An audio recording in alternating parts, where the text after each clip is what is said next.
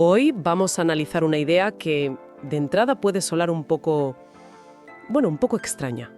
La idea de que vivimos una profunda crisis de sentido. Suena muy filosófico, sí. Sí, pero no se trata solo de la economía o de la política. Según las fuentes que tenemos sobre la mesa, el problema está en nuestras ciudades. Ajá. Las hemos construido durante milenios para ser nuestro refugio, nuestro mercado, el centro de todo. Pero parece que en algún momento, algo se rompió. Dejaron de funcionar para nosotros. Exacto. Y esa es la clave del diagnóstico. Los textos del arquitecto Herbert Augusto Rueda Antezana describen cómo la ciudad moderna se obsesionó con la eficiencia. Se convirtió en una máquina. En una máquina de crecer y consumir, sí. El suelo pasó a ser una mercancía, el tiempo se empezó a medir en productividad y las personas, pues, nos convertimos en usuarios. O en consumidores. El resultado creo que lo conocemos todos. Ciudades enormes, desconectadas, llenas de atascos, lugares que, técnicamente funcionan, pero que se sienten emocionalmente vacíos. Totalmente. Pues vamos a meternos de lleno en esto. Tenemos aquí una serie de textos de Rueda Antezana y nuestra misión hoy es entender a fondo su idea de la ciudad existencial. Primero, ver qué problema cree que tenemos y luego analizar la solución tan radical que propone. A ver qué encontramos. Para empezar a entender la propuesta, las fuentes nos obligan a mirar primero cómo hemos cambiado nosotros, ¿no? Sí, es el punto de partida. Dicen que durante siglos las ciudades se diseñaron para el Homo faber, es decir, el ser humano que produce cosas con las manos. Claro, en la ciudad industrial es el ejemplo perfecto. La fábrica aquí, las casas de los obreros allá. Todo organizado para producir de la forma más eficiente posible. Pero esa era se acabó. Se acabó. Y aquí es donde los textos introducen un concepto que, la verdad, lo cambia todo. El Homo sapiens ampliado. Homo sapiens ampliado. Suena potente. Y lo es. La idea es que nuestra inteligencia ya no está solo dentro de nuestro cráneo. Está extendida, externalizada. ¿Cómo que externalizada? Pues que reside en la nube, en los algoritmos de recomendación, en los sistemas de navegación que nos guían. El ciudadano de hoy piensa, decide y actúa apoyándose constantemente en estos sistemas externos. Espera, eso es un salto muy importante. Quiere decir que la propia ciudad, su infraestructura digital, se ha vuelto parte de nuestro proceso de pensamiento. Precisamente. Se ha convertido en lo que los textos llaman una prótesis cognitiva. ¿Prótesis? ¿Cognitiva? Sí. Ya no es solo el asfalto y los edificios, es una capa invisible que aumenta nuestra memoria, nuestra capacidad de cálculo, nuestra capacidad de decisión. Momento, suena ciencia ficción, pero si lo piensas, ya lo vivimos. Cuando uso Waze para evitar un atasco, no estoy usando un mapa, estoy externalizando mi capacidad de orientación a la propia ciudad. La ciudad, a través de una app, está pensando por mí. ¿Es a eso a lo que se refieren? Es exactamente eso. Y ese ejemplo tan cotidiano nos lleva a la pregunta fundamental que recorre todos estos escritos. ¿Cuál? Si nuestra inteligencia se está amplificando de esta manera, ¿al servicio de quién o de qué se pone esa ampliación? Porque, como advierten las fuentes, una ampliación de capacidades sin un marco ético claro no es progreso. ¿Y cómo lo llaman? Lo definen como una dominación sofisticada.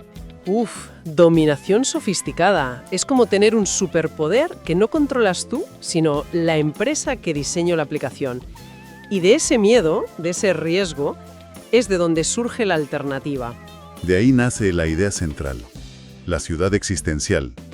Y es muy importante entender lo que no es. No es un nuevo estilo arquitectónico, no es un modelo de Smart City lleno de sensores. No es una utopía tecnológica.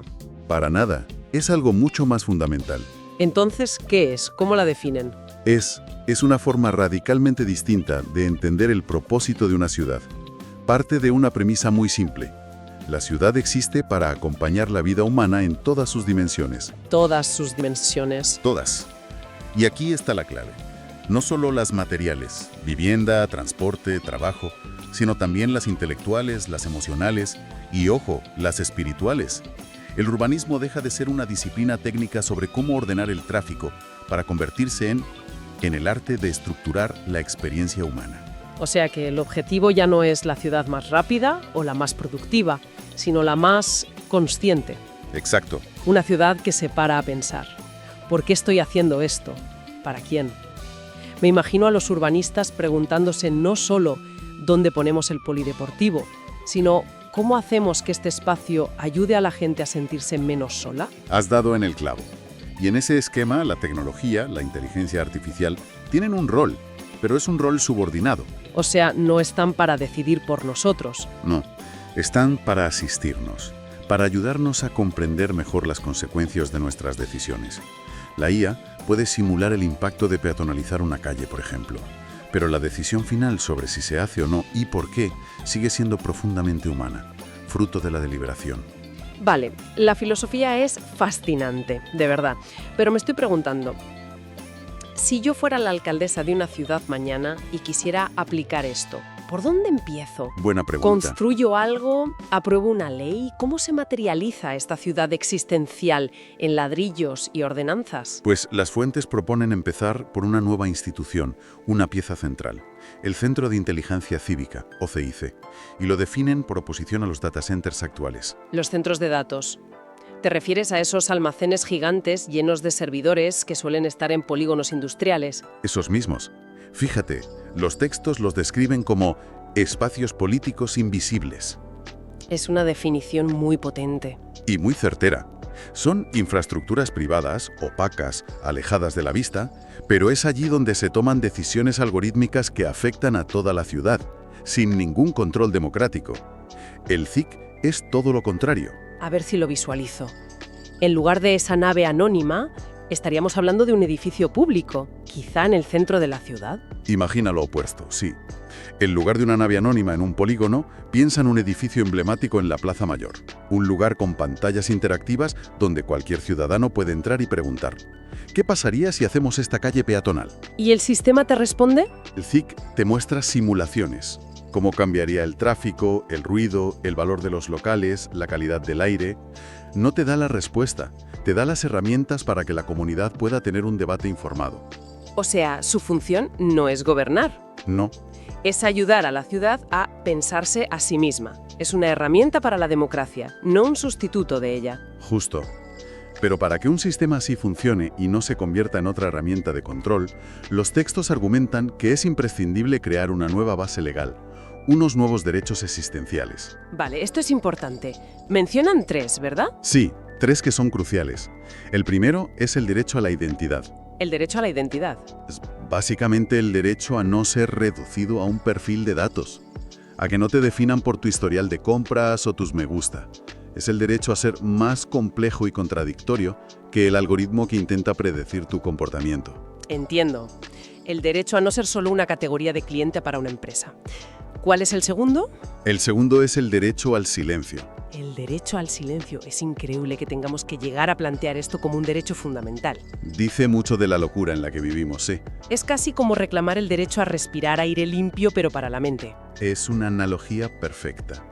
Y no hablan solo de bajar el volumen de los coches. Se refieren a un silencio mental. El derecho a poder sentarte en un banco del parque sin que una pantalla publicitaria te analice y te ofrezca zapatillas, o que tu móvil vibre con 5 notificaciones irrelevantes. Es el derecho a que la ciudad, por un momento, te deje en paz. Me parece fundamental. Y el tercero, me imagino, va en la misma línea. Sí, es el derecho a la desconexión. Es el derecho a poder retirarte temporalmente del sistema sin ser penalizado por ello. A tener espacios de lo que las fuentes llaman opacidad legítima. Opacidad legítima. Me encanta ese término. Es bueno, ¿verdad?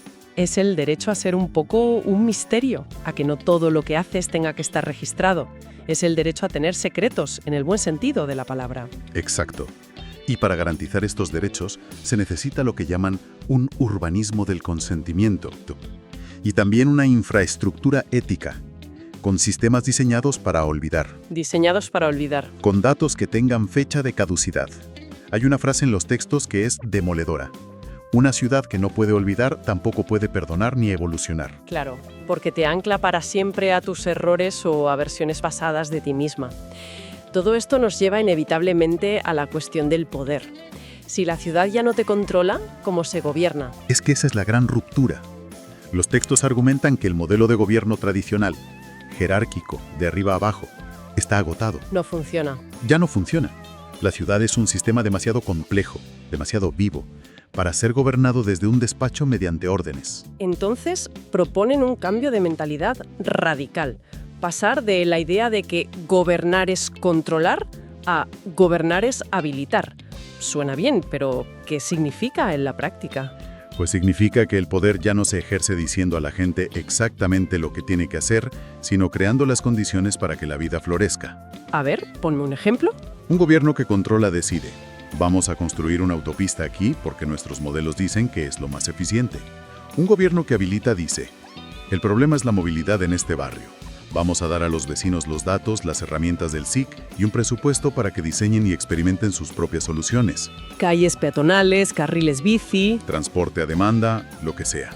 El objetivo deja de ser la obediencia para ser la corresponsabilidad. Sino la que se siente más cuidada. El poder que cuida, en lugar del poder que domina. Es un cambio de paradigma total. Entonces, si unimos todas las piezas, ¿a dónde nos lleva esto? Las fuentes terminan con una visión del futuro, del año 2035. Y no lo plantean como una utopía, ¿verdad? No, para nada. Lo plantean como el resultado lógico de un agotamiento. Un agotamiento. Sí. Describen un futuro cercano en el que la sociedad simplemente se cansó. Un agotamiento colectivo, con la velocidad, con la presión por la productividad, con la sensación de estar constantemente gestionados. Y a raíz de ese cansancio, las ciudades tomaron una decisión consciente: volver a ser humanas. Y en ese futuro, la pregunta que se hacían sus habitantes cambió.